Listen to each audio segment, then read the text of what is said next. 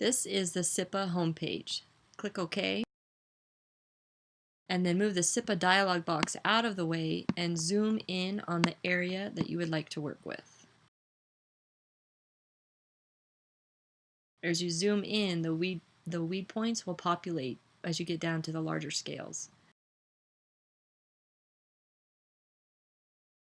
When you are ready, go into the SIIPA wizard and hit Get Started. The first step is select your weed records. Up here in the top you can see the color highlighted of the step you are currently working on.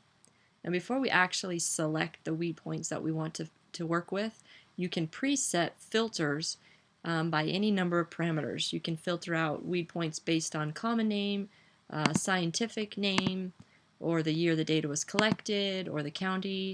So for example, if you only wanted weed data within your focus area that was collected in 2014, you could go ahead and set that parameter.